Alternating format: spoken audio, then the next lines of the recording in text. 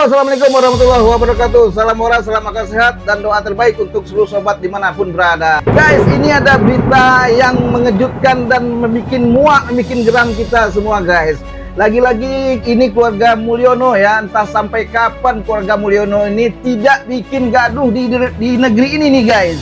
Nah, sekarang kita tahu selama ini Mulyono bikin gaduh, anaknya, minantunya, dan termunya juga bikin gaduh. Nah, ini sekarang yang viral lagi, minantunya Mulyono, yaitu seorang gubernur di Sumatera Utara, membuat kebijakan yang membuat geram rakyat Aceh dan seluruh rakyat Indonesia.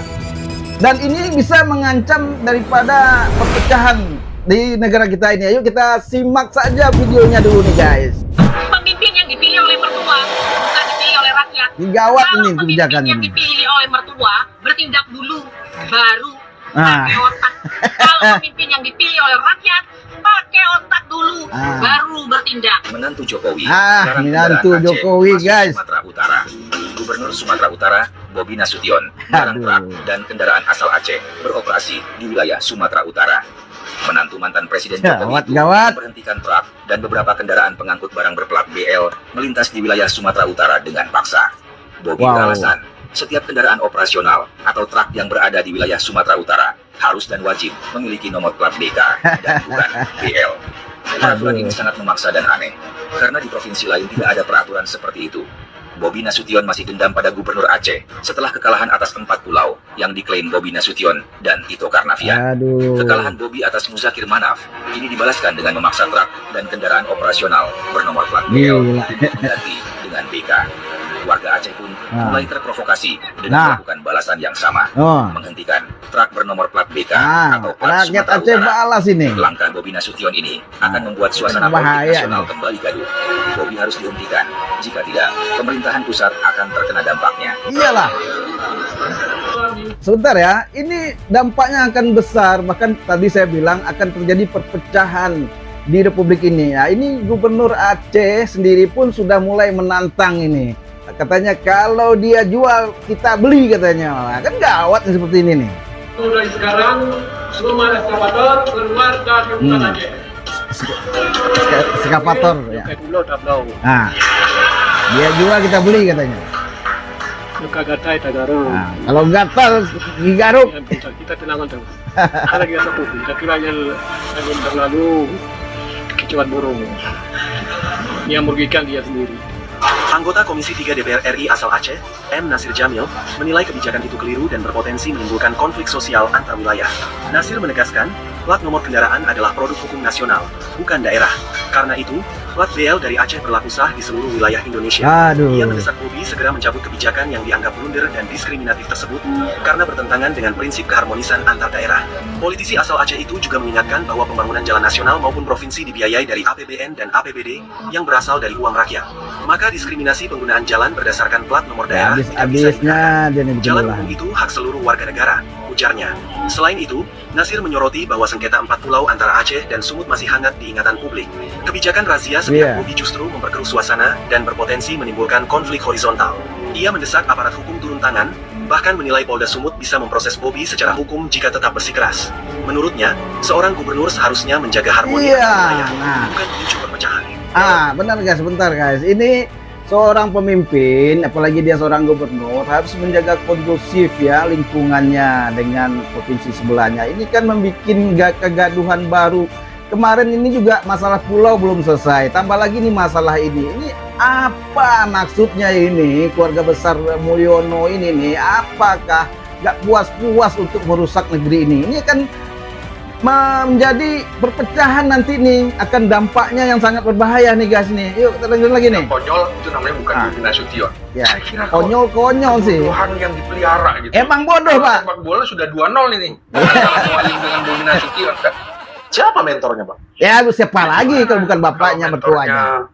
Pak Jokowi ya repot kan. Orang Sumatera Utara kan sangat berbineka tunggal sekali. Kita udah bisa-bisa Bobi nanti disuruh pulang.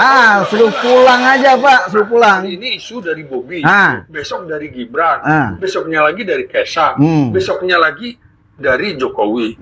Ini mau main terus keluarga di panggung medsos politik gitu. Nah, terlalu ini tuh apa sih nggak henti-hentinya kita bilang ini Jokowi, Gibrannya, Termulnya, ya siapa lagi ya, ini menantunya bikin ulah terus nih guys, pusing nih, sampai pusing juga ini ibu ini nih. Kasian juga aku lama-lama sama Pak Bobi nih, perkara pulau nggak dapat, pelak jadi perkara. Astagfirullahaladzim. Ya ngucap ya, banyak ngucap kita. Ada-ada aja kerjaan Bapak nih, buat malu warga Medan aja. Saya pun juga ikut malu. Biasa aja lah Pak, Bapak aja yang sibuk perkara plat ini. Heran deh gue Pak. Ini kan memicu konflik. Iya, memicu konflik yang nih guys. berkepanjangan. Kalau seandainya ini masyarakat Aceh melakukan razia terhadap ABK, mau nggak Medan Sumatera Utara lakukan itu? Bagaimana kalau seandainya Padang juga melakukan hal yang sama? Bagaimana Riau melakukan hal yang sama? Iya, Padang, Riau. Otak itu ada pikir, otak itu untuk berpikir loh. Besar bos.